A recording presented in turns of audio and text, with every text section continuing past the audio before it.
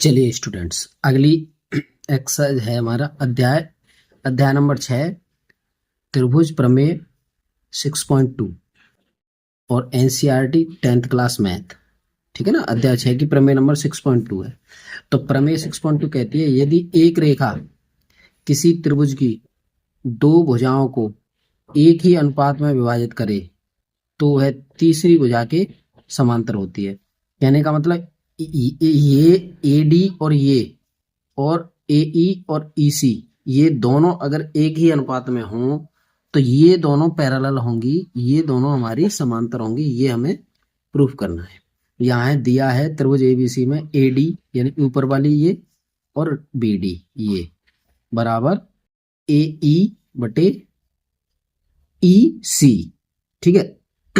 चलिए यहां से हमने फिर क्या सिद्ध करना है कि बीसी ये वाली जो भुजा है बीसी ये ईडी के पैरेलल है या डीई के पैरेलल है, समांतर है ये दोनों भुजाएं। ये प्रूफ करना है हमें। तो हमने रचना में क्या किया, डीएफ भुजा खींची जो बीसी पैरेलल डीएफ, ये भुजा खींच दी हमने। इसमें क्या है, ये हमने ये मान लिया कि ये इसके पैरेलल है, ये इसके पैरेलल है, ये मान करके चले हम रचना में। चलिए आगे उत्पत्ति करी साहब। उत्पत्ति में हमने क्या किया, यानी बीसी और डीएफ को हमने पैरेलल मान लिया। तो अगर प्रमेय हमारा 6.1 क्या कहता था, वही कि ये दोनों ऊपर वाली भुजाएं और ऊपर वाली भुजा का भाग और ये इस वाली भुजा का भाग, ये जो दोनों भाग पैरेलल। तो इस तरह से हम क्या कर सकते हैं, जब इसको समांतर मान रहे हैं तो ए डी ये वाला भाग बटे डी बी ये वाला, फिर ए एफ बटे एफ सी इसको मानेंगे। उसके बाद उत्पत्ति में लिख दिया है मैंने। ये तो समीकरण पहला था। उसके बाद ये दूसरा समीकरण बना प्रमेय 6.1 से आया। ये आया समीकरण 1 व 2 से, समीकरण 1 व 2 से, यानी कि एडी बराबर हमारा ये है और यहाँ पे एडी बराबर ये है, तो दोनों को बराबर लिख सकते हैं हम। दोनों तरफ एक जोड़ दिया इसमें जी, एक जोड़ेंगे, यहाँ एलसीएम लेंगे, इसके नीचे एक मान करके ऐसे गुणा करके इसका एलसीएम लिया। ये अब देखो ए ई प्लस ई सी, ए ई प्लस ई सी ये लिखा, ये क्या होगा ए सी के बराबर। देखो ए सी के बराबर होगा ये, यानी कि ये भुजा और ये दोनों को जोड़ करके हम ए सी के बराबर लिख सकते हैं। देखिए ए सी के बराबर लिख दिया हमने। और ए एफ और एफ सी ये भी ए सी के बराबर होगा। ए सी से ए सी काट देंगे तो एक बटे ये और एक बटे ये। अब इसका इधर गुणा इसका इधर गुणा, तो इससे इस प्रकार ई व एफ एक ही बिंदु। इससे हमें ये प्रूफ हो रहा है ये, यानी कि ई और एफ जो है एक ही बिंदु हैं, क्योंकि एफ सी और ई सी ये इस प्रकार एक ही बिंदु को ये दर्शाते हैं। ठीक है ना। इस तरह से हम कह सकते हैं, अगर ये एक ही बिंदु को दर्शा रहे हैं तो देखो B C parallel D F लिख सकते हैं हम, और B C parallel D E लिख सकते हैं, क्योंकि ये दोनों एक ही बिंदु हैं एफ और ई। यानी कि ये वाली जो भुजा है, ये भुजा इसी के ऊपर है, यानी कि यहाँ ये दोनों बिंदु एक जैसे हैं। ये प्रूफ करना था हमें। तो इस तरह से हमारी प्रमेय नंबर 6.2 हल हो जाती है। अब आइए प्रमेय 6.3। आइए प्रमेय 6.3 यहां देखते हैं जी। 6.3 कहता है यदि दो त्रिभुजों में संगत कोण बराबर होते हैं तो उनकी संगत भुजाएं एक ही अनुपात में विभाजित होती हैं और इसलिए त्रिभुज समरूप होते हैं। यानी समरूप त्रिभुज के प्रमेय के तो हमें दर्शाना है। वैसे तो ये मैंने बता दिया है, लेकिन फिर भी इसे थोड़ा सा प्रूफ कर लेते हैं। चलिए दिया है त्रिभुज ए बी सी व डी ई एफ, दो त्रिभुज हमें दिए हैं, दो त्रिभुज ए बी सी और डी ई एफ ये दिया है। इसमें एंगल ए एंगल डी के बराबर, यानी ये ऊपर वाला एंगल इस ऊपर वाले के बराबर, एंगल बी एंगल ई के बराबर, ये इसके बराबर है, ये इसके बराबर है और ये इसके बराबर है। एंगल सी बराबर एंगल एफ। ठीक है। अब हमें सिद्ध क्या करना है, भुजा कह रहा है ना वो ऊपर, उसमें कह रहा है कि उसकी संगत भुजाएं एक ही अनुपात में होती हैं। तो ए बी ये भुजा, इसकी संगत डी ई हो गई बटे ए सी इधर वाली भुजा, उसके डी एफ हो गई इसके पैरेलल, बी सी और इसके ई एफ हो गई पैरेलल। ठीक है, ये समझ में आया। आगे चलिए आगे चलते हैं जी।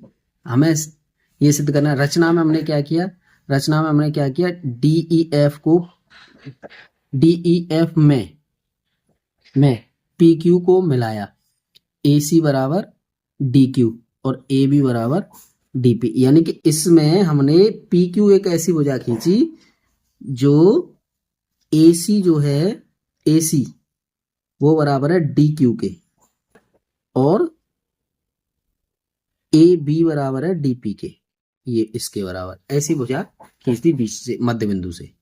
चलिए साहब, यहां उपपत्ति में लगाएंगे हम त्रिभुज ABC यानी कि ये वाला त्रिभुज, और त्रिभुज DPQ ऊपर वाला, यानी कि ये त्रिभुज और ये ऊपर वाला त्रिभुज, इसमें लेंगे। इसमें हम क्या करेंगे, AB बराबर DP, AB बराबर DP। देखो AB बराबर DP ये हमें दिया है रचना से, रचना में दिया है, और एंगल A बराबर एंगल D, ये किस में दिया है वाले, उसमें दिया था एंगल A बराबर एंगल D, और AC बराबर DQ, AC यानी कि इधर वाली जो भुजा जो बची, ये वाली इधर इस भुजा के बराबर, ये भी रचना से है। तो देखो SAS side angle side, side angle side, सर्वांग समता से, दोनों त्रिभुज कैसे हो गए, सर्वांग सम हो गए। त्रिभुज ABC और सर्वांग सम त्रिभुज DPQ।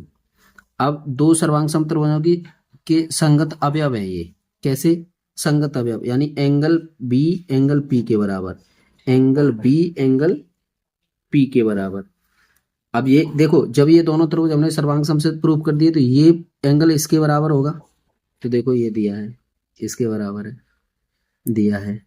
और एंगल P एंगल E के, क्योंकि ये संगत कोण है, संगत कोण जैसे ऐसे दो तिरछी रेखाएं ऐसे काटें तो ये कोण और ये कोण आपके संगत कोण होते हैं, और संगत कोण बराबर होते हैं। और EF पैरेलल PQ, यानी कि EF पैरेलल P, इससे हम प्रूफ कर सकते हैं कि EF पैरेलल PQ। पता चल गया आपको, यानी कि ये देखो, ये दो समांतर भुजाएं जो होती हैं उनको अगर एक तिरछी रेखा काटे तो ये कोण और ये कोण दोनों संगत कोण होते हैं, और संगत कोण बराबर होते हैं। तो हमने ये जब संगत कोण निरूपित कर दिए तो इसका मतलब ये दोनों भुजाएं, यानी कि ये EF मान लो इसे, और इसको मान लीजिए आप PQ, ये दोनों भुजाएं हमारी पैरेलल होनी चाहिए। तो इस तरह से ये पैरेलल प्रूफ हुए साहब। चलिए, अब अगर ये पैरेलल है तो हम उसी तरीके से लिख सकते हैं, यानी DP बटे DE बराबर DQ बटे DF। देखो कैसे, ये रहा हमारा DP ये ऊपर वाला, और फिर इसके ये नीचे वाला, और DQ और ये लिख सकते हैं हम किससे, रचना से, क्यों रचना से ही तो हुआ था ये। इसमें हम लिख सकते हैं, देखो DP हमारा किसके बराबर है, ऊपर देख लो, DP बराबर AB के बराबर है ना, और DQ AC के बराबर है। तो DP और AC का मान रखने पर यहां लिख सकते हैं DP, यहां लिख सकते हैं DP बराबर AC, DP बराबर AB, और यहां लिख सकते हैं DQ बराबर AC रखने पर इसमें रख देंगे, तो इस तरह से ये बन गए। अब इसी प्रकार हम तीसरी भुजा के बारे में और बात करेंगे, तो उसको वैसे ही लिख लीजिए आप, BC बची कौन सी, BC मतलब तीसरी भुजा, ये BC तो बची, BC तीसरी भुजा के बराबर हो गई, ये F के बराबर। तो इस तरह से हम इसे प्रूव कर सकते हैं। तो इस तरह से हमारी ये प्रमेय नंबर 6.3 हो गई। वैसे ये समझने के लिए है, ये इसको ज्यादातर ये सूत्र हमारे ये काम करेंगे, तो ये काम करेंगे तो हम उसी तरह से हम आगे हल करेंगे इसे।